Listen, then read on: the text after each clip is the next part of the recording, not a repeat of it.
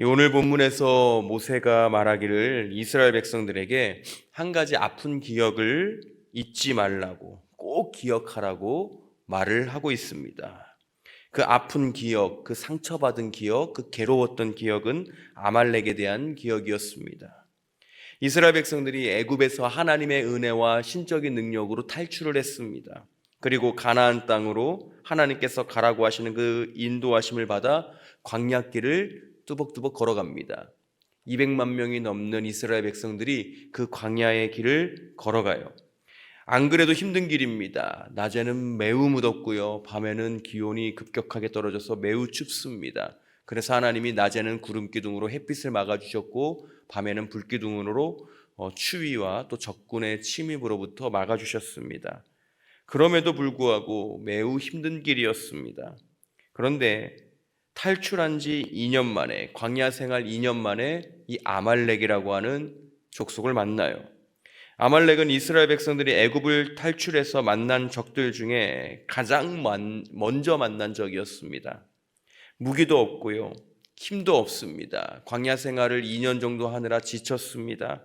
그런데 그 이스라엘 백성들, 지쳐버린 이스라엘 백성들을 아말렉이 공격한 거예요. 그런데 앞에서 정면 대결을 한 것이 아니었죠. 아말렉이 아주 비겁하고 비열하게 전쟁을 합니다. 그 이야기가 출애굽기 17장 말씀에 기록이 되어 있어요. 하지만 하나님은 자기 백성, 자기가 사랑해서 그들의 탄식 소리를 듣고 애굽에서 구출해낸 그 자기 백성, 자기 사람들을 비열하고 비겁하고 잔인한 아말렉에게 넘어가지 않게 하셨습니다. 하나님이 전쟁을 모르는, 싸움할 줄 모르는, 무기도 없는 이스라엘 백성을 직접 지키셨고 이스라엘에게 최종적으로는 승리를 주셨어요. 그때 하나님이 아말렉을 무찌르고 나신 후에 이렇게 말씀을 하셨습니다. 제가 읽어드릴게요. 출애굽기 17장 14절입니다. 여호와께서 모세에게 이르시되 이것을 책에 기록하여 기념하게 하고 여호수아의 귀에 외어 들리라. 내가 아말렉을 없이하여 천하에서 기억도 못하게 하리라 라고 말입니다. 하나님께서 아말렉을 무찌르신 것에 대하여 여호수아의 귀에 외워 들리라 라고 말씀하십니다. 암송하라는 거예요. 이 일이 잊어지지 않도록 마음속에도 받고 생각 속에도 받고 너희 역사 속에도 이 위대한 하나님의 업적을 기억하게끔 만들어 놓는 작업을 하라고 하셨던 거예요. 하나님은 애굽에서 평생 노예로 살았던 백성들이 이러한 전쟁을 통해 하나님이 책임지신다는 분명한 믿음을 갖기를 원하셨어요. 우린 전쟁이 없으면 좋겠죠. 괴로운 시절이 없으면 좋겠죠. 아픈 상처가 없으면 좋겠습니다. 또 교회 차원에서도 힘들지 않고 그냥 형통한 일들만 가득했으면 좋겠습니다. 그런데 하나님이 때마다 전쟁을 주실 때가 있어요. 괴로운 일들을 주실 때가 있어요. 교회뿐만입니까? 우리의 인생에도, 우리의 가정에도 살면서 수도 없는 괴로운 일들과 어려운 일들과 상처받는 일들이 쏟아져서 반복돼서 찾아올 때가 있다는 거예요. 없으면 좋겠지만 하나님은 이스라엘 백성들이 광야길을 선택할 때부터, 그들의 괴로운 시절이 시작되었을 때부터 그들과 함께 하셨지만 그들에게 전쟁이 있게끔 하는 것을 막지를 않으셨습니다. 왜냐하면 그 전쟁을 통해서 배우게 하시려고 하는 목적이 있었고 의미가 있었기 때문에 그래요. 전쟁은 우리가 흔히 말을 하죠. 하나님께 속한 거라고. 전쟁은 하나님이 싸우십니다. 괴로운 일은 하나님이 싸우세요. 그러면서 우리에게 말씀하시는 것이 무엇이냐면 끝까지 괴롭게 하지 않겠다고 말씀을 하세요. 왜냐? 최후 승리는 내가 할 것이기 때문에 너희가 이 힘든 시기에, 어려운 시기에, 막막한 시절에, 절망이 가득한 게 보이는 이 시점에서 기도하고 나를 의지하라 라고, 믿음을 가지라 라고 말씀을 하신다는 거예요. 하나님이 책임지신다는 것을, 분명한 믿음을 갖기를 원하신다는 것을 전쟁을 통해서 가르쳐 주기를 원하셨다는 거죠. 억눌려 살았던 자기 사람들을 하나님이 챙기셨습니다. 그리고 후손들도 이러한 하나님의 보호하심을 알 수 있도록 책에 기념하게 하시고 평생 가르칠 수 있게끔 하셨다는 겁니다. 전쟁이 있었어. 못된 족속이 있었어. 그런데 하나님이 그 일들을 통해서 괴로웠지만, 잠시 괴로웠지만 이겨내셨어. 승리하게 하셨어. 은혜 베푸셨어. 도와주셨어. 그래서 너희가 이렇게 생명을 유지하고 우리나라가 이렇게 건재할 수 있는 거야 라고 후손들에게도 가르쳐 줄 수 있게끔 하셨다는 겁니다. 그리고 하나님이 이 일들을 통해서 하나 약속하시는데 아말렉을 완전히 없애버리시겠다는 약속이었어요.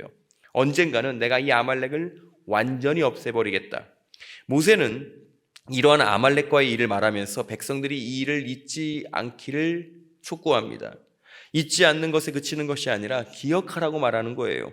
오늘 본문 17절 말씀에 너희는 애굽에서 나오는 길에 아말렉이 내게 행한 일을 기억하라 라고 말을 합니다.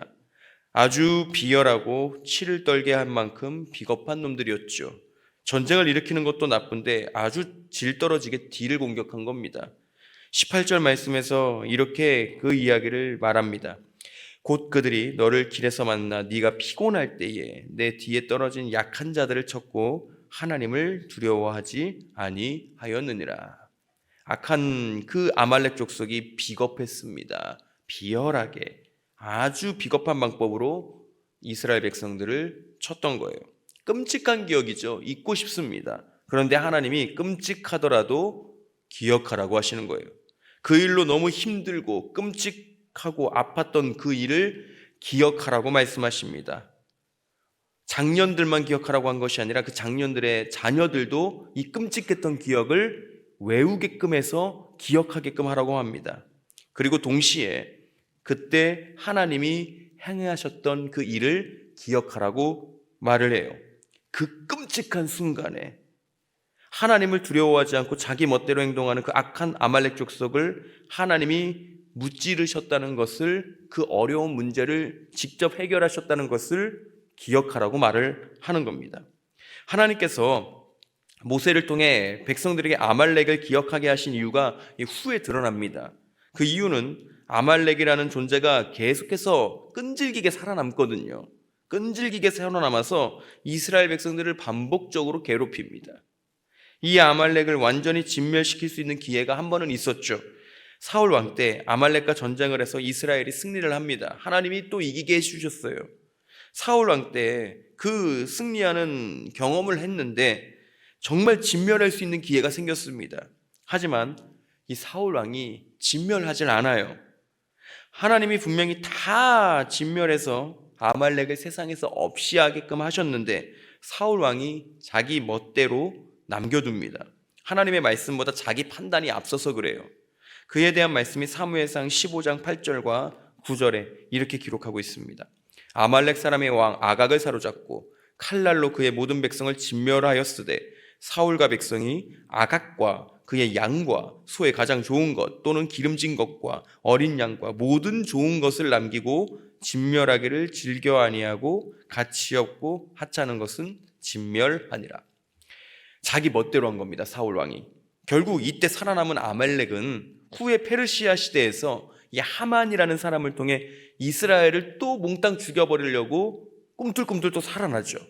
그때에도 하나님이요 에스더와 모르드게를 통해서 자기 백성을 안전하게 지키세요. 그때서야 드디어 아말렉이 진멸을 당하고 이 땅에서 사라져버립니다. 하나님의 말씀이 성취가 된 거죠. 하나님께서 약속을 직접 이루신 겁니다. 이스라엘과 아말렉은 악연입니다. 악연. 이스라엘이 가장 먼저 만난 지독한 적이었고 비겁한 적군이었어요. 끈질기게 살아남아 이스라엘을 반복적으로 역사 가운데 계속 공격을 합니다. 하나님은 자기 백성을 괴롭히는 대상을 절대 잊지 않으십니다. 이 아말렉을 기억하시는 거 보니까 하나님도 끔찍하셨던 거예요.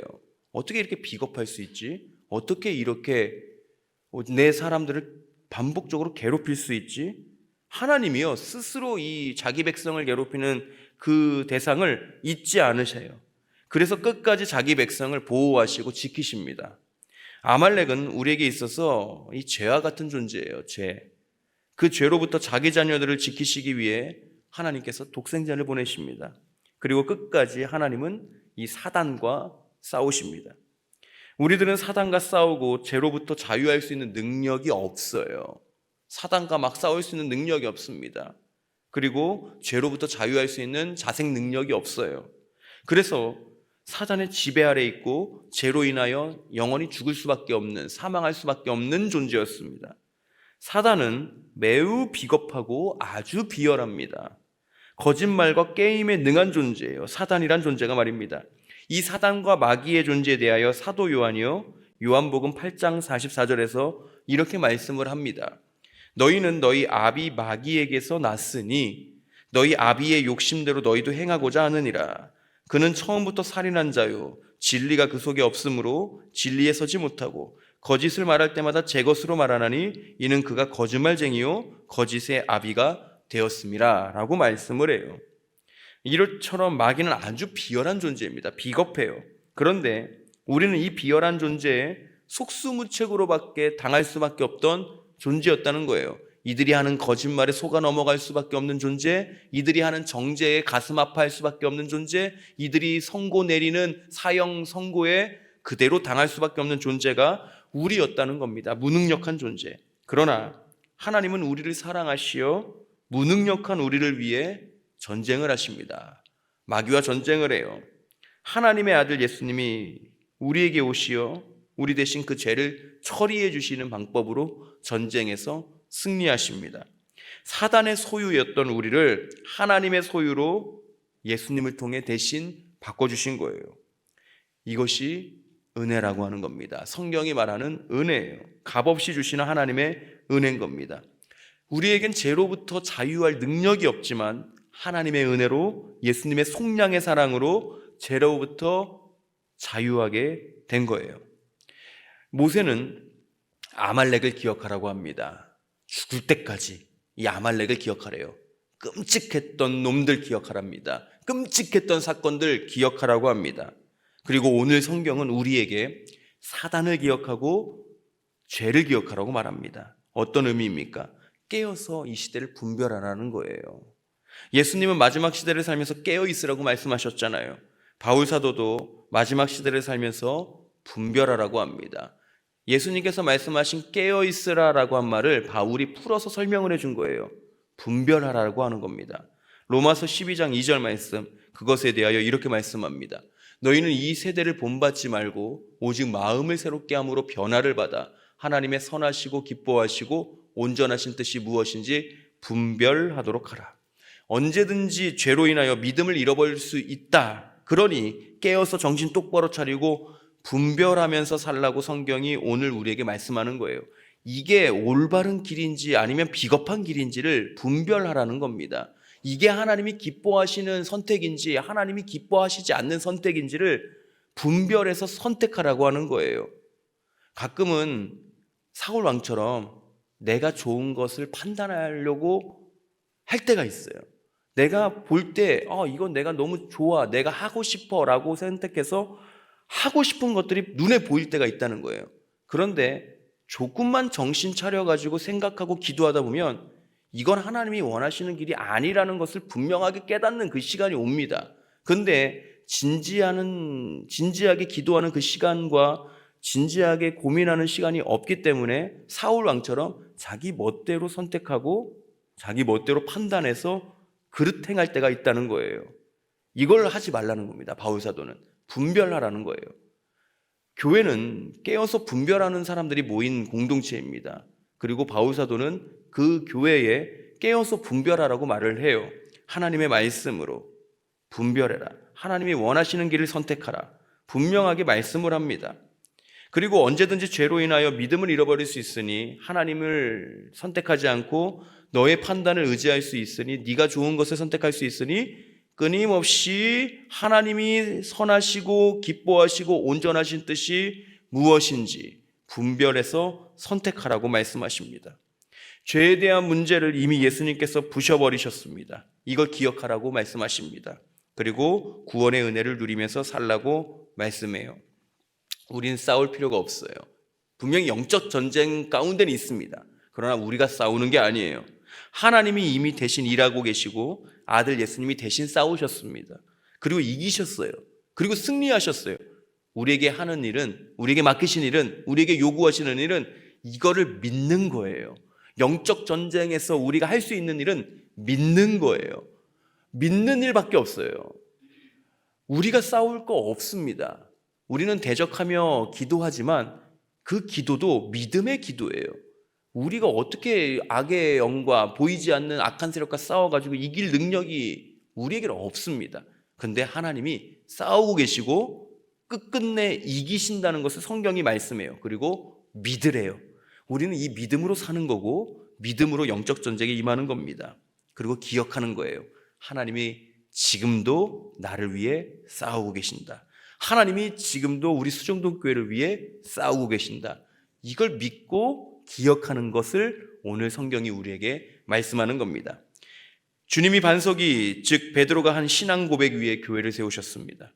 예수님, 주님은 그리스도시요 살아계신 하나님의 아들이십니다 라는 신앙 고백이 예수님의 마음을 흡족하게 했고 그 신앙 고백 위에 교회가 세워졌어요.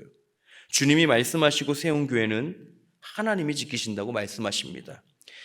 오늘 이번 시리즈 말씀 주제 말씀입니다. 마태복음 16장 18절 우리 특별 새벽 기도의 주제 말씀인데 우리 한 목소리로 읽어보겠습니다. 시작. 내가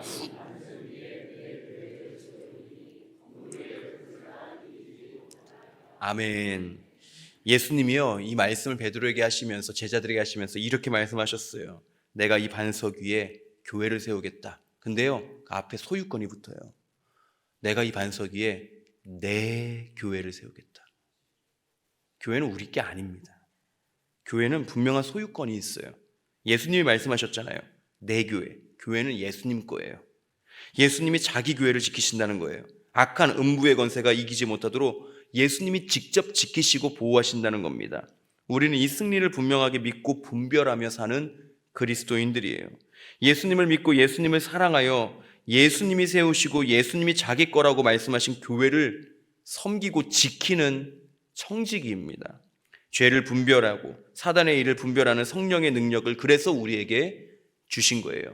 내 교회 좀 지켜달라고, 내 교회 좀 든든하게 서게 해달라고, 내 교회를 내 몸과 같이 사랑할 수 있는 그 능력을 내가 너한테 줄 테니 내 교회 좀 지켜달라고 예수님이 우리에게 부탁하신 겁니다. 그렇기에 우리는 이 성령의 능력을 힘입어 얼마든지 건강한 교회를 만들 수 있는 능력이 있고요. 성령의 능력을 힘입어서 우리 교회를 회복할 수 있는 능력을 가지고 있습니다. 성령으로 충만한 성도들이 주의 일을 죽도록 충성하며 감당할 때 분별력이 길러지고 그 분별하는 성령의 능력으로 교회를 건강하고 아름답게 지킬 수 있다는 겁니다. 우리 교회가 깨어서 분별하는 교회가 되기를 간절히 소망합니다. 우리에게 예수님께서 자기 교회를 맡기셨습니다. 우리가 믿음직해서 맡기신 것이 아니라요, 성령의 능력을 힘입은 사람들이 이 교회를 지킬 수 있다고 믿으시기 때문에 우리에게 이것을 맡기신 거예요. 수정동 교회 우리의 것이 아닙니다. 예수님의 거예요. 주님의 것입니다. 주님의 교회를 우리는 오늘도 성령으로 섬기는 겁니다. 오늘 하루 구원의 은혜로 충만하시기를 축복합니다. 그리고 자기 백성, 자기 자녀를 사랑하시고 보호하시는 하나님이 이미 사단으로부터 이기셨고 승리하셨다는 것을 믿고 그 믿음이 주는 평안을 가지시기를 또 축복하고요. 우리 사랑하는 수정동 교회를 하나님이 직접 지키고 계시고 또 우리에게 성령의 능력을 힘입어서 우리 교회를 맡기셨다는 것을 기억하면서 하나님, 제가 죽도록 충성하고 또 우리 교회를 위해서 죽도록 기도하고 또 우리 교회를 위해서 죽도록 사랑할 수 있는 그 은혜와 마음을 허락하여 주옵소서라고 기도하시어 큰 은혜 받으시고 또 응답받고 우리 교회에 정말 하나님 앞에 온전하게 헌납해드리는 우리 모든 성도님들 되시기를 주님의 이름으로 간절히 다시 한번 축복합니다.